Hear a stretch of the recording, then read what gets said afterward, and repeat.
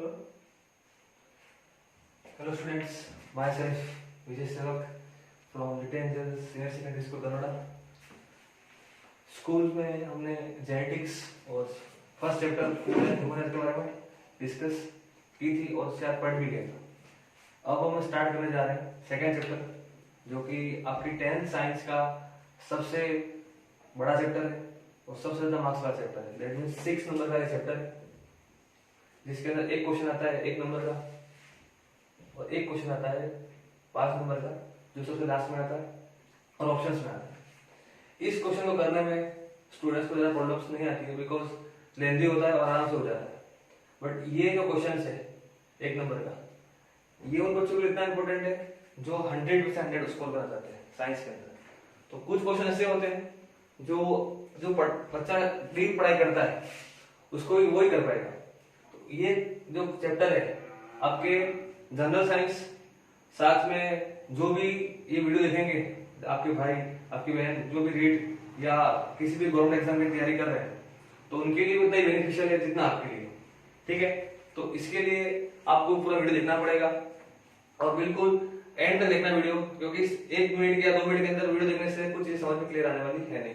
तो इसके लिए आपको पूरा वीडियो एंड तक देखना पड़ेगा और मेरे साथ रहना पड़ेगा कि मैं क्या समझना चाह रहा हूँ और मैं आपको क्या देना चाह रहा हूँ। ठीक है, तो इसके लिए आपको मेरा पूरा वीडियो देखना पड़ेगा और मुझे समझना पड़ेगा कि मैं क्या पढ़ना चाह रहा हूँ। ठीक, तो सबसे पहले स्टार्ट करेंगे अपना पहला जो सिस्टम है वो है digestive system.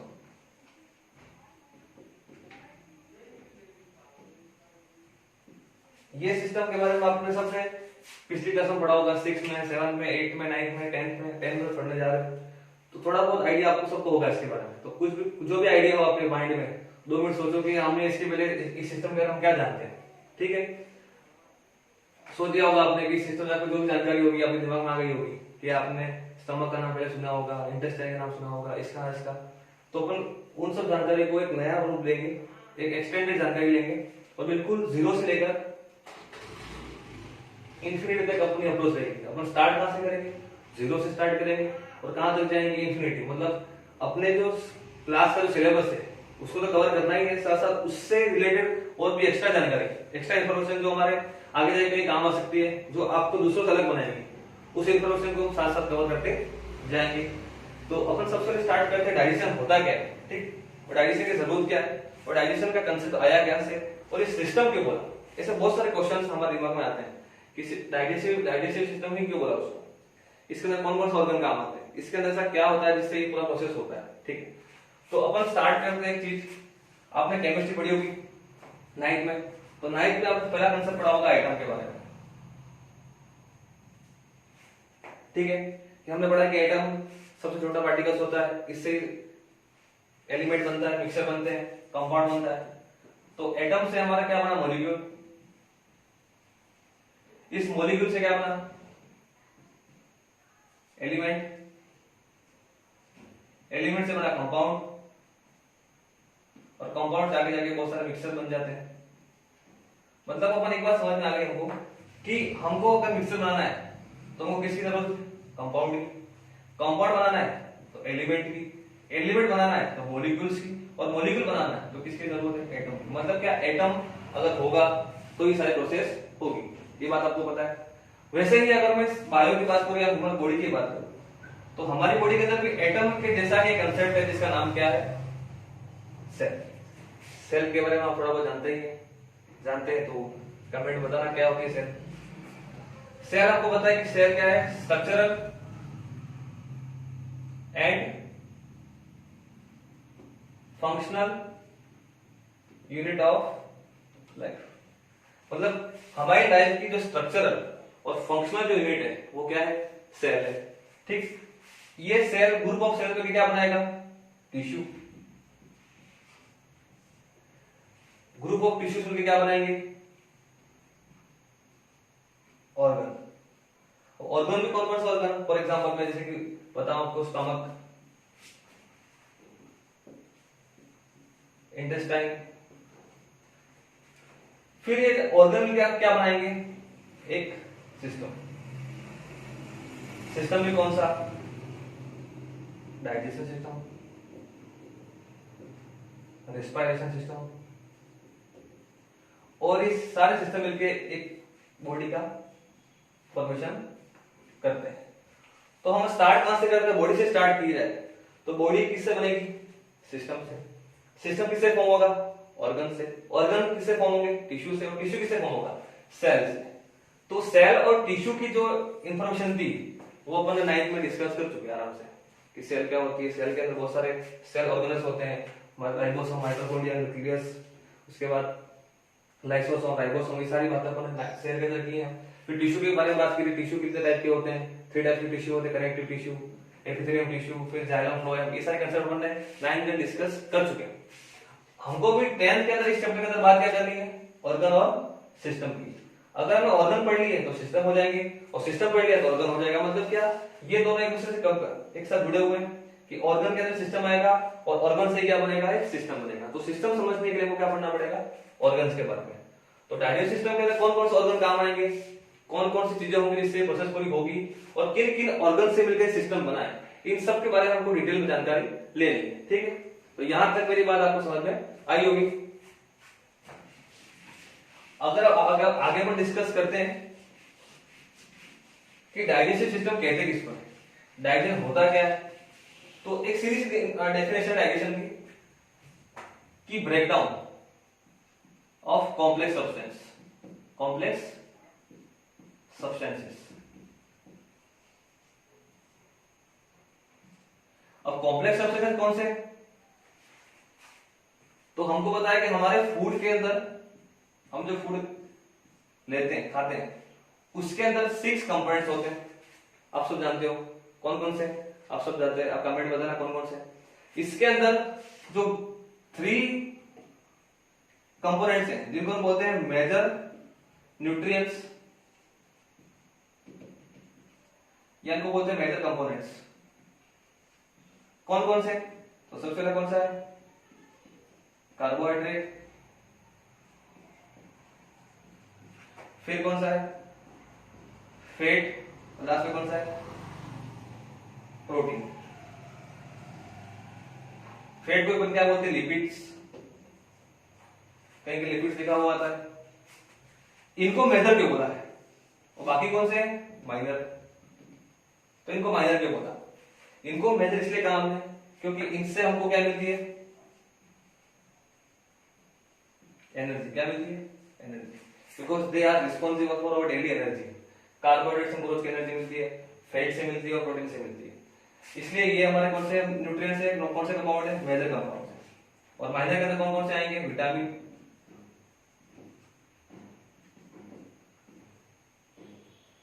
Water and minerals.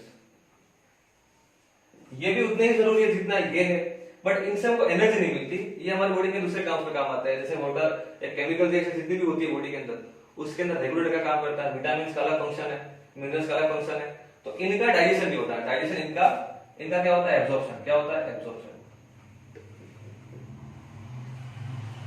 तो इनका डाइजेशन नहीं होता, इनका एब्जॉर्प्शन होता है। तो डाइजेशन होता किसका है?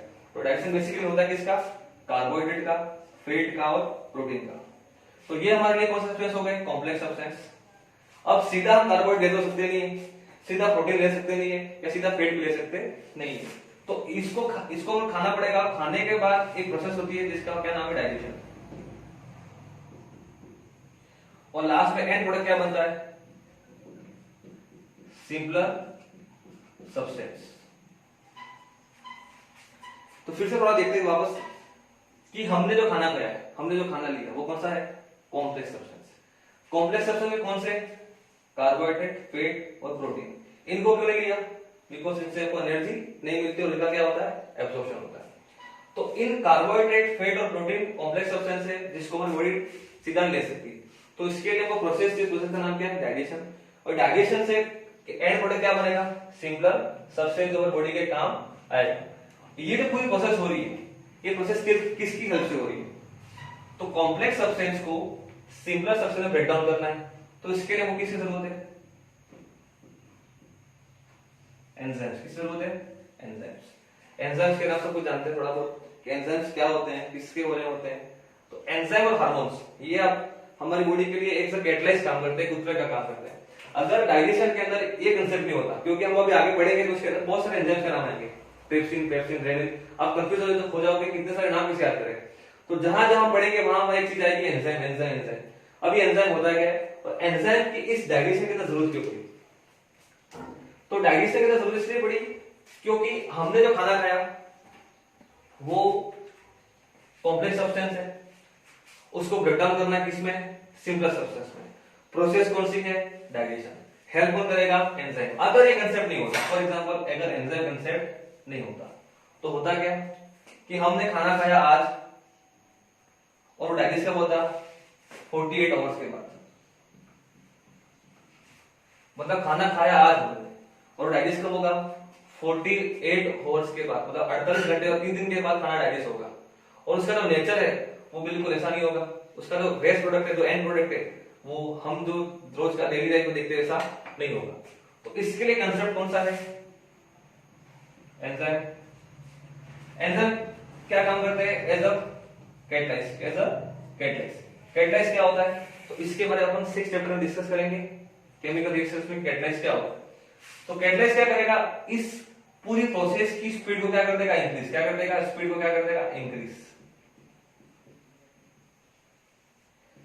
स्पीड को इंक्रीज कर दिया, जो काम 48 आवर्स होना चाहिए था वो कितने घंटे में हो जाएगा? 12 आवर्स के अंदर।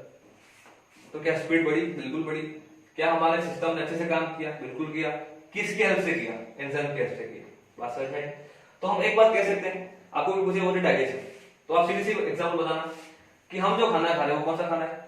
Complex substance. उसको हमको किस में कन्वर्ट करना है? सिंपल सब्सटेंस में। कौन सी प्रोसेस होगी? डाइजेशन। और हेल्प कौन करेगा?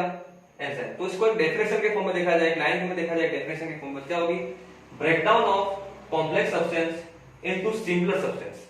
Breakdown of complex substance into simpler substance with the help of enzyme is known as digestive system. ठीक है। अब इसको सिस्टम क्यों बोला? एक क्वेश्चन ये, किसको सिस्टम क्यों बोला?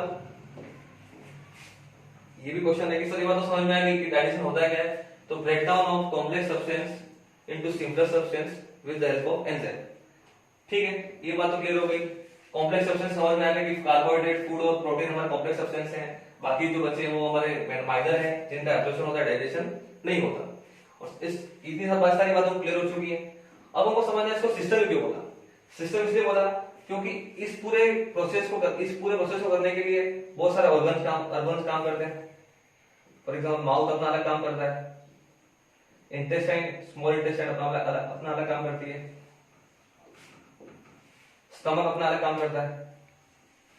तो ये सारे सिस्टम, सारे प्रोसेस, सारे ऑर्गन्स अलग अलग काम करते हैं और सारे मिलकर एक सिस्टम को फॉर्म करते हैं। माउथ ने अपना अलग काम किया, इंटेस्टाइन ने अपना अलग काम किया, स्टमक ने अपना अलग काम किया, लेकिन इनके काम करने का एम क्या है, उद्देश्य क्या है? डाइजेशन। क्या करना? डाइजेशन। तो जितने भी ऑर्गन्स हैं ये सब मिलकर क्या काम कर रहे हैं? डाइजेशन कर रहे हैं। इसलिए एक सिस्टम फॉर्म करता है जिसका नाम क्या पड़ गया? Digestive system. तो आपको बात समझ में आ गई कि इसको सिस्टम क्यों बोला? सिस्टम इसलिए बोला क्योंकि इस पूरी प्रोसेस के अंदर बहुत सारे ऑर्गन्स अपना अलग अलग काम कर रहे हैं। माउथ अपना अलग काम कर रहा है, स्टमक अपना अलग काम कर रहा है, इंटेस्टाइन अपना अलग काम कर रही है। तो ये सारे ऑर्गन्स अलग अलग प्रोसेस कर रहे हैं और सारी प्रोसेस का एक एम है। उस एम को अपन क्या बोलते हैं? डाइजेशन करना। हमारे फूड को कन्वर्ट करना किसमें? सिंपल सब्सटेंस में। तो एक बात हमको समझ में आ गई कि सबसे पहला तो क्या कॉम्प्लेक्स सब्सटेंस क्या होते हैं? Carbohydrate, fat, protein. इनको कॉम्प्लेक्स क्यों बोला? बिकॉज ये हमको एनर्जी देते हैं। बाकी बचे कौन से? माइनर। माइनर में कौन कौन से? विटामिन, वाटर और मिनरल्स। इनको अपन डाइजेशन नहीं कर पाएंगे, उनका क्या होता है? सीधा एब्जॉर्प्शन। सीधा बॉडी क्या कर लेती है? इनको एब्जॉर्ब कर लेती है। इनका डाइजेशन करने की जरूरत नहीं है। फिर हमने पढ़ा कि कॉम्प्लेक्स सब्सटेंस को ब्रेक डाउन करना क्या कहलाता है? डाइजेशन। लेकिन किसकी हेल्प से? एंजाइम की हेल्प से। एंजाइम क्यों आया? एंजाइम वर्क करता है is a form of catalyse. Catalyse क्या होता है? जो किसी रिएक्शन की स्पीड को बढ़ा दे। जो काम 48 घंटे में होना चाहिए था, कैटलाइज की हेल्प से कितने घंटे में हो गया? 12 घंटे। और कभी कभी उससे जल्दी भी हो जाता है, आप सबको पता है। तो जो काम 48 घंटे होना चाहिए था वो 12 घंटे में हो गया। किसकी हेल्प से? एंजाइम की हेल्प से। और सारी प्रोसेस एक स्मूथ वे में आ गई, एक फ्लुएंट वे में आ गई। इसलिए इस प्रोसेस को नाम क्या देते हैं? Digestive system. और सिस्टम भी क्या बोला? क्योंकि सर इस पूरे सिस्टम के अंदर बहुत सारे अलग अलग प्रोसेस काम कर रही है। माउथ अपना अलग काम कर रहा है, स्टमक अपना अलग काम कर रही है, इंटेस्टाइन अपना अलग काम कर रही है। तो इस पूरी अलग अलग प्रोसेस हो रही है, इन प्रोसेस का एक ही एम है क्या, हमारे फूड को क्या करना, डाइजेस्ट करना। तो इसलिए इसको हमने क्या बोल दिया, डाइजेस्टिव सिस्टम। क्या बात समझ में? अब कॉम्प्लेक्स सब्सटेंस जो है उनको किसमें कन्वर्ट करना अपने को, सिंपलर सब्सटेंस में। तो सिंपलर सब्सटेंस में कैसे कन्वर्ट करेंगे,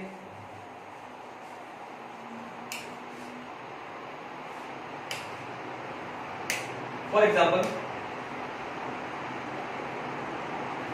की बात करते हैं।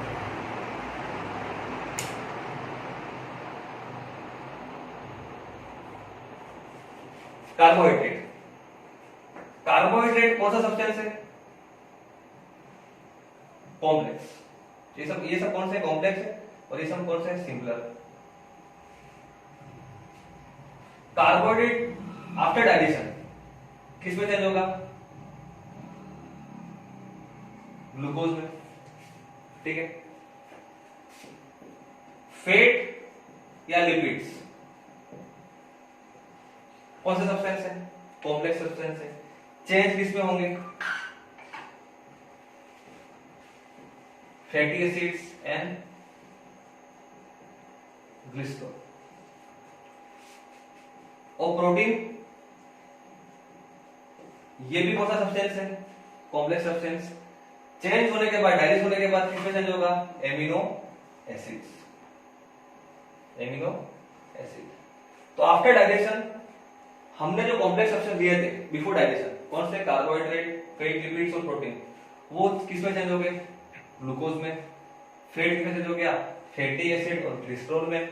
और प्रोटीन किसमें चेंज हो गया, एमिनो एसिड्स में। बात समझ में?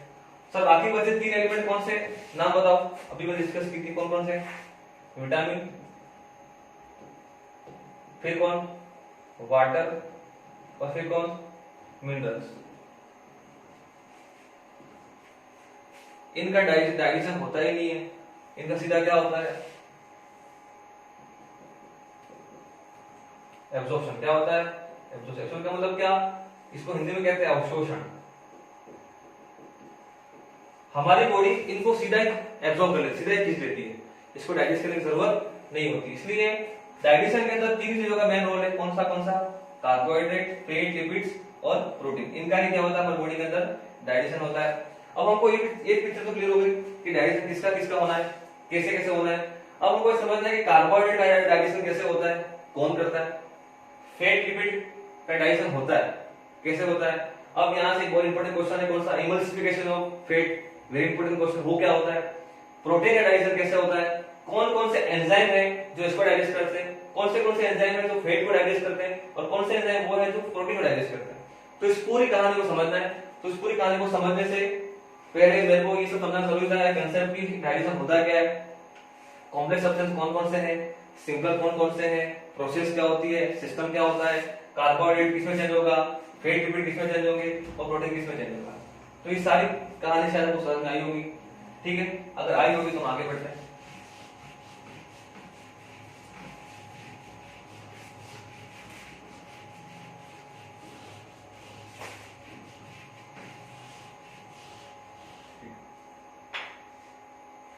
अभी हम बात करेंगे डाइजेशन सिस्टम, समझ में आया कि होता क्या है। अब हमको देखना है कि डाइजेशन की क्या होती है स्टेप्स, क्या होती है स्टेप्स, और कितनी स्टेप्स होती है, 5। इन स्टेप्स का आपके एग्जाम से कोई लेना देना नहीं है, ना इनका कोई क्वेश्चन पूछता है एग्जाम्स में, ना इनके बारे में कुछ आपको और एक्स्ट्रा इंफॉर्मेशन की जरूरत है। लेकिन मैं आपको पूरा डाइजेशन पढ़ाऊंगा, और इसके बाद अगर मैं आपको बोलूं कि पूरे डाइजेशन को 2 लाइन में समझाओ, या पूरी मोरल को समझाओ, इस पूरी स्टोरी की मोरल समझाओ, तो आप यही बात बोलोगे। कौन कौन सी बात है जो मैं बताऊंगा आपको। पहली कौन सी,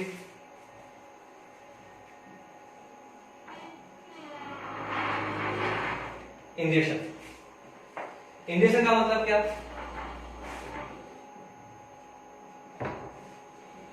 इनटेक ऑफ फूड। सबसे पहले क्या करना पड़ेगा आपको, डाइजेशन करना है तो सबसे पहले क्या चाहिए हमको, फूड तो खाना पड़ेगा। विदाउट फूड का डाइजेशन हो जाएगा क्या, नहीं हो सकता। तो सबसे पहले डाइजेशन की सबसे पहली स्टेप्स कौन सी होगी, इंजेक्शन। मतलब क्या, इनटेक ऑफ फूड, हमको खाना खाना पड़ेगा। किसकी हेल्प से, with the help of mouth. तो यहाँ पे माउथ काम आया, बात समझ में आ रही है? पूरा का पूरा डायरेक्शन इन्हीं 5 बातों पे डिपेंड है। अगर ये समझ में आया तो आपको आगे वाली पूरी कहानी समझ में आएगी। तो सबसे पहले समझते हैं कि पहली स्टेप कौन सी? पहली स्टेप है इंजेक्शन। इसका मतलब क्या है? Intake of food. हमको खाना खाना पड़ेगा। किसकी हेल्प से खाएंगे? सीधी सी बात है, माउथ की हेल्प से खाएंगे। अब माउथ के अंदर क्या है? तो माउथ के अंदर आपको पता है टीथ है, टंग है, सलाइवरी ग्लैंड्स है। तो इनके बारे में अपन डिस्कस करेंगे इसके बाद। लेकिन यहाँ पे कौन सा काम आया? माउथ काम आया। ठीक। सेकंड कौन सा है हमारे पास? सेकंड स्टेप कौन सी? डाइजेशन। कौन सा? डाइजेशन। इसका मतलब क्या? माउथ क्या करेगा? सीधा खाना निषेधित कर देगा। वो क्या करेगा? उसको ब्रेक डाउन करेगा, तोड़ेगा उसको, ब्रेकडाउन से क्या होगा? फूड डाइजेस्ट होगा। ठीक। थर्ड स्टेप कौन सी है? एब्जॉर्प्शन। अब यहां पे आपको मैं क्वेश्चन पूछ रहा हूं कि हम जो खाना खा रहे हैं, ठीक, हमने जो फूड लिया, हम जो प्रोसेस पढ़ रहे हैं, इस पूरी प्रोसेस को हम क्यों कर रहे हैं? डाइजेशन से हमको क्या मिलेगा? क्या मिलेगा बताओ? इस पूरी प्रोसेस से कोई चीज मिलेगी जिसका नाम क्या है?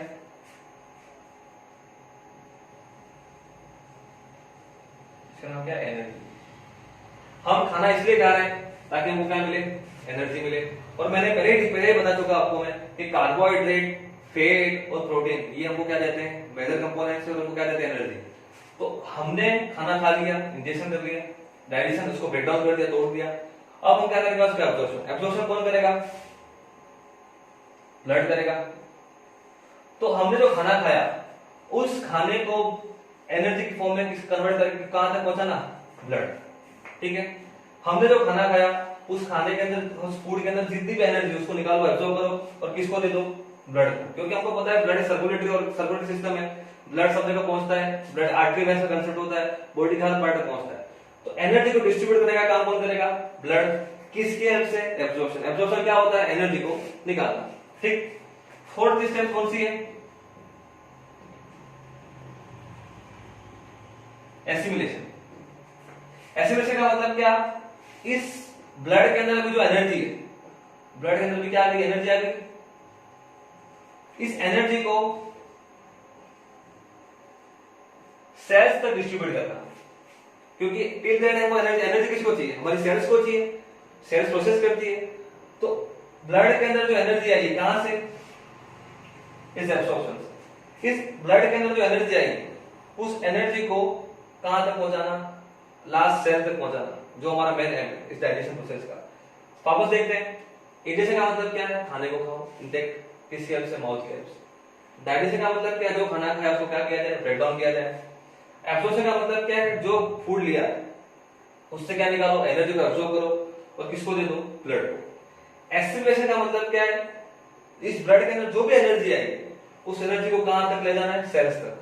अगर सेल्स तक पहुंच गई तो हमारा डाइजेशन क्या हो गया? कंप्लीट हो गया।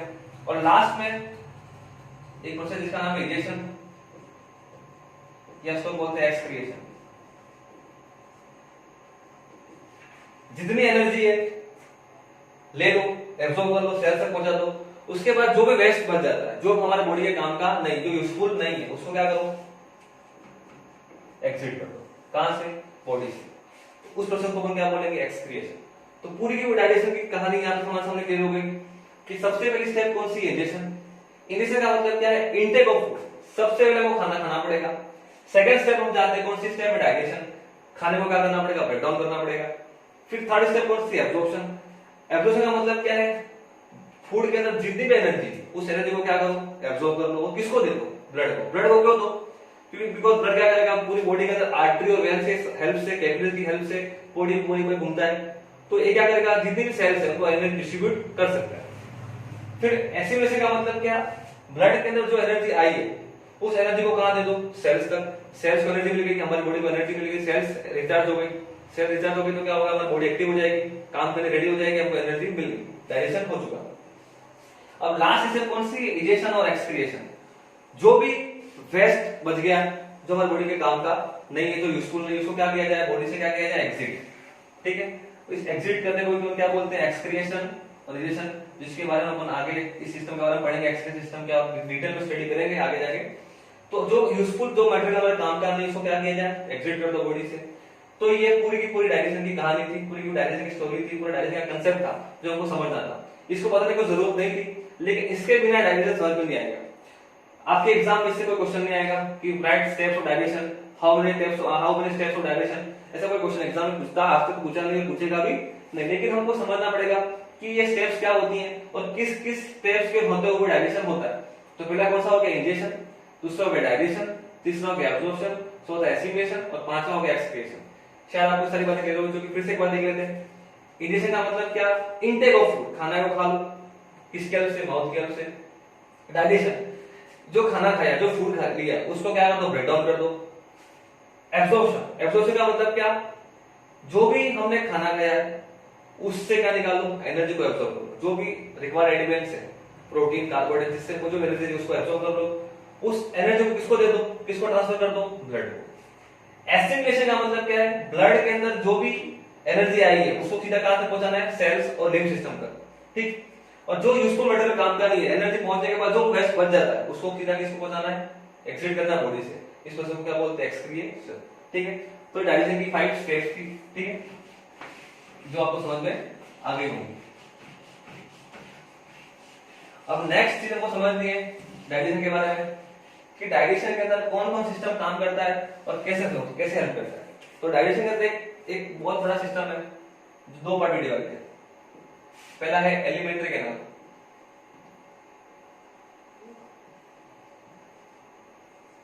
और दूसरा है एसोसिएटेड ग्लैंड्स, ठीक है। एलिमेंट्री कैनाल बहुत बड़ी होती है, कितने मीटर होती है, 10 मीटर, 8 से लेकर 10 मीटर तक इसकी लंबाई होती है इसकी। जो कहां से स्टार्ट होती है, माउथ से, और एंड कहां होती है, लास्ट एनस तक, ठीक। कहां से स्टार्ट होती है, माउथ से, यहां से स्टार्ट होती है और खत्म कहां होती है, एनस तक। कितने मीटर लंबी होती है, 8 से 10 मीटर क्या होती है इसकी लंबाई होती है। तो एलिमेंट्री कैनाल 8-10 मीटर लंबी है, माउथ से लेकर एनस तक खत्म होती है। अभी एलिमेंट्री कैनाल लंबी पाइप है, लेकिन इस पाइप के अंदर बहुत सारे सिस्टम, बहुत सारे प्रोसेस है, बहुत सारे ऑर्गन है। पहला ऑर्गन कौन सा है, माउथ। उसके बाद छोटा सा एक नाम सिस्टम, जिसका नाम क्या है, फेरिंग्स। फिर थर्ड है हमारे पास इसोफेगस। फिर हमारे पास फोर्थ स्टमक। 5 जो पार्ट है इस एलिमेंट्री कैनाल का वो है स्मॉल इंटेस्टाइन। 6 है लार्ज इंटेस्टाइन, ठीक। इनके भी 3 पार्ट है, 3 पार्ट इसके, 3 पार्ट इसके, जो हम आगे डिस्कस करेंगे आराम से। और एसोसिएटेड ग्लैंड्स जो क्या सिक्रेट करेंगी, जो क्या सिक्रेट करेंगे, एंजाइम्स। अब एंजाइम आपको बता चुका हूं मैं, एंजाइम क्यों काम आए। एंजाइम कंसेप्ट क्या है, क्योंकि एंजाइम किसके जैसा काम करेंगे, एज अ कैटलाइज, जो क्या करेंगे, इस पूरे डाइजेशन की स्पीड को इंक्रीज करेंगे। जो काम 38 घंटे होना चाहिए था वो कितने घंटे में हो जाएगा, 12 घंटे में हो जाएगा, और स्पीड इंक्रीज हो जाएगी। कौन कौन सी है, तो सबसे पहले कौन सी ग्लैंड है, सैलिवरी ग्लैंड, फिर लीवर, और फोर्थ हमारे पास है पेनक्रियास। तो ये 3 एसोसिएटेड ग्लैंड्स हैं जो इसके साथ काम आती है। और एक पूरी प्रोसेस का नाम क्या है, एलिमेंट्री कैनाल। एलिमेंट्री कैनाल कितने मीटर लंबी होती है, 8 से 10 मीटर। कहां से स्टार्ट होती है, माउथ से, खत्म कहां होती है, एनस। इसके कौन कौन से पार्ट है, mouth, pharynx, oesophagus, stomach, small intestine और लार्ज इंटेस्टाइन, ठीक है। तो हमको डाइजेस्ट सिस्टम समझना है, तो हमको एक एक करके सारे पार्ट्स को समझना पड़ेगा कि सैलिवरी ग्लैंड क्या होती है, लीवर क्या होता है, पेनक्रियास क्या होती है, माउथ क्या होता है, फेरिंग्स। तो अपन सबसे स्टार्ट करेंगे, कहां से स्टार्ट करेंगे, माउथ से स्टार्ट करेंगे, क्योंकि माउथ के अंदर कौन कौन से पार्ट है जिसकी वजह से डाइजेशन होता है, ठीक है। तो आपको ये बात समझ में आ गई होगी कि एलिमेंट्री कैनाल क्या होती है, 8 से 10 मीटर लंबी होती है, और कहां से स्टार्ट होती है, माउथ से लेकर एनस। और जितने भी मैंने नाम यहाँ पे नाम लिखे, जितने भी मैंने यहाँ पे नाम लिखे, वो सारे किसके पार्ट है, किसके अंदर आते हैं, एलिमेंट्री कैनाल के अंदर। अब एक डाउट है बच्चों को, बहुत सारे स्टूडेंट्स को डाउट रहता है कि ये इसोफेगस को क्या समझ लेते हैं, एलिमेंट्री कैनाल समझते हैं। इसोफेगस क्या है, फूड पाइप। तो इस फूड पाइप को क्या समझ लिया जाता है, एलिमेंट्री कैनाल समझते हैं 90% कि सर फूड पाइप में क्या एलिमेंट्री कैनाल है, नहीं, फूड पाइप की जो लेंथ है वो है 25 सेंटीमीटर और एलिमेंट्री कैनाल की लेंथ है कितनी है, 8 से 10 मीटर। तो आप मुझे बताओ क्या फूड पाइप एलिमेंट्री कैनाल कैसे हो सकता है, ये तो इसका पार्ट है, ये तो एलिमेंट्री कैनाल का ही पार्ट है। आप फूड पाइप को बोलते हो एलिमेंट्री कैनाल, एलिमेंट्री कैनाल को फूड पाइप बोल देते हो तो गलत है। पहली बात तो फूड पाइप की लेंथ कितनी होती है, 25 सेंटीमीटर, और एलिमेंट्री कैनाल का पार्ट फूड पाइप है, ना कि फूड पाइप एलिमेंट्री कैनाल का पार्ट। एलिमेंट्री कैनाल के अंदर क्या आता है, फूड पाइप या इसोफेगस, ठीक है। तो ये डाउट अपने दिमाग से निकाल देना कि एलिमेंट्री कैनाल के अंदर क्या आता है, इसोफेगस या फूड पाइप। तो इसकी लेंथ कितनी होती है, 25 सेंटीमीटर, और एलिमेंट्री कैनाल की लेंथ कितनी होती है, 8 से लेकर 10 मीटर की क्या होती है, लेंथ होती है, ठीक है। आप इसका नोट डाउन कर लो, स्क्रीनशॉट ले लो, ठीक।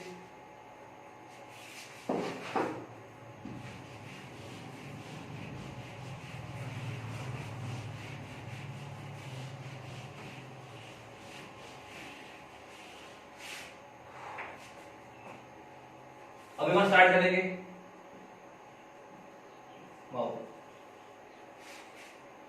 यहां से हमारी पूरे डायरेक्शन की स्टोरी चालू होगी। डायरेक्शन की शुरुआत कहां से होगी, माउस से होगी। अब माउस के अंदर से कौन कौन चीजें हैं जो डायरेक्शन में हेल्प करती हैं। तो सबसे पहला हमने माउस के अंदर का जो डायरेक्शन है उसको डिवाइड किया दो पार्ट में। पहला है मैकेनिकली, दूसरा है केमिकली। मैकेनिकली जो उसको मशीन जैसे वर्क करते हैं और केमिकली जो उसको केमिकल इंटरनल हेल्प करते हैं। तो मैकेनिकल के अंदर कौन कौन सा आएंगे, हमारे पास दो पार्ट है। पहला कौन सा है, टीथ। पहला कौन सा है, टीथ, और दूसरा है हमारे पास टंग। टीथ का वर्क हमको पता है, जो दिखता भी है, फूड को चबाने का, काटने का, फाड़ने का, टीयरिंग करने का, और टंग जो हमको टेस्ट का एहसास कराती है। तो इन दोनों के वर्क हमको दिखते हैं, तो इनके वर्क कौन समझाएंगे, मैकेनिकली। और केमिकल का मतलब क्या, जो हमको दिखता है लेकिन फिर भी प्रोसेस होती है, कौन सी, सलाइवरी ग्लैंड। तो टीथ, टंग, सलाइवरी ग्लैंड किसके पार्ट है, माउथ के। किस टाइप से वर्क करते हैं, दो टाइप से।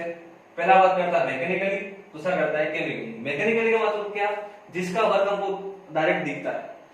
टीथ का वर्क हम पता है, वो टंग का वर्क हमको पता है, लेकिन इस सलाइवरी ग्लैंड कहां होती है, इसका फंक्शन क्या है, ये कैसे काम करती है, इसके बारे में पता तो है, लेकिन उसको देख सकते हैं क्या, नहीं देख सकते। लेकिन टीथ के वर्क को देख सकते हैं, टंग के वर्क को भी देख सकते हैं, इसलिए इनका वर्क कैसा हो गया, मैकेनिकली। और सलाइवरी ग्लैंड वर्क तो करती है, हमको पता भी है, हम पढ़ भी रहे, लेकिन कैसा है इसका वर्क, इंटरनल है, इसको क्या बोलते हैं, केमिकली। जो केमिकल जो अपना एंजाइम्स है उससे अपना काम करती है, और ये अपना विदाउट एंजाइम अपना काम करती है, ठीक। तो अपन सबसे पहले स्टार्ट करते हैं टीथ के बारे में, ठीक है। टीथ क्या होता है, तो टीथ के बारे में पढ़ने से पहले मैं आपको क्वेश्चन पूछता हूं, एक क्वेश्चन आपको दे रहा हूं मैं, एक क्वेश्चन लिख रहा हूं यहां पे मैं।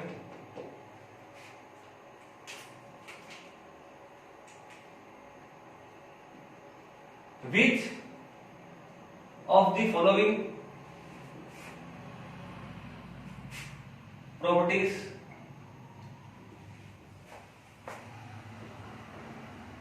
और टिप्स है। पहली प्रॉपर्टी कौन सी है, डिकोडेंट।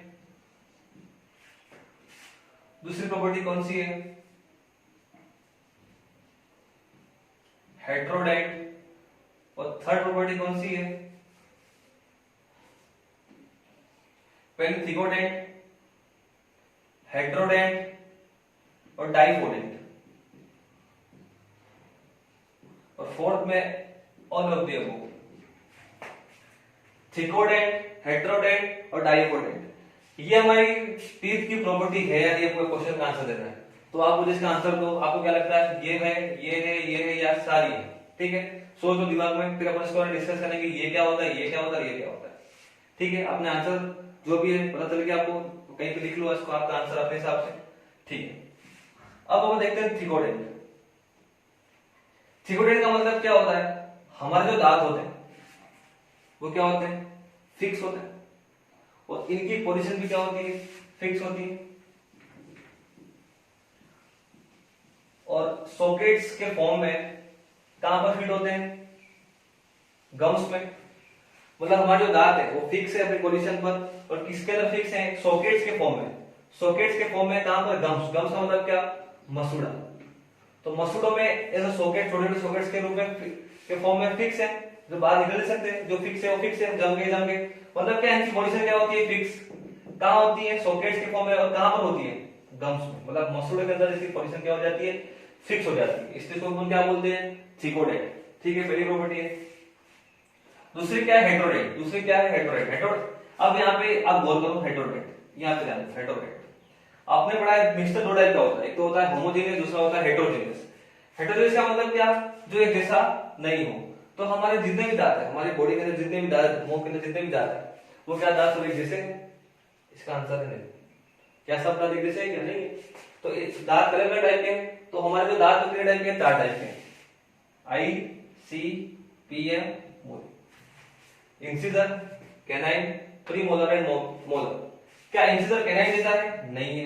क्या कैनाइन प्रीमोलर जैसा है, नहीं है। क्या प्रीमोलर मोलर जैसा है, नहीं है। मतलब क्या, एक भी टीथ की प्रॉपर्टी दूसरे टीथ की प्रॉपर्टी से मैच नहीं करती है। मतलब जितने भी दांत है वो सब कैसे हैं, हेटेरोडेंट है। मतलब क्या, सब एक दूसरे से कैसे अलग अलग है। तो ये प्रॉपर्टी भी सही है। तीसरी कौन सी है, डाइपोडेंट। तीसरी कौन सी प्रॉपर्टी है, डाइपोडेंट। डाई का मतलब क्या, दो बार। दो बार का मतलब क्या, हमारे जो दांत है वो लाइफ में 2 टाइम आते हैं, आपको पता है। पहला होता है मिल्की टीथ, जो आते हैं 6 से लेकर 8 साल तक रहते हैं। और उसके बाद आते हैं परमानेंट टीथ,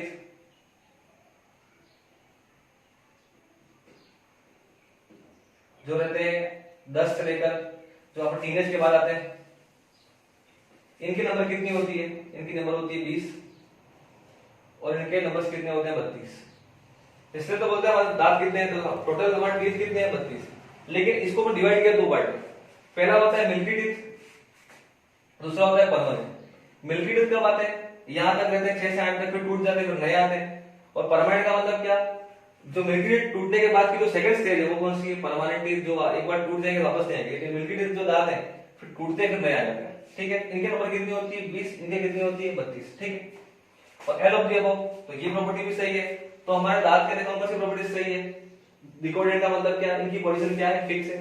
मतलब क्या है, सॉकेट्स के अंदर, मसूड़ों के अंदर फिक्स है, इनकी पोजीशन चेंज नहीं कर सकते। इसको निकाल के यहाँ लगा दो, इसको निकाल के यहाँ लगा दो, नहीं पॉसिबल है। दूसरा कौन सा, हेटेरोडेंट। हेटेरोडेंट का मतलब क्या, सब दांत एक जैसे नहीं है, अलग अलग प्रॉपर्टी है। कोई इंसिजर है, कोई कैनाइन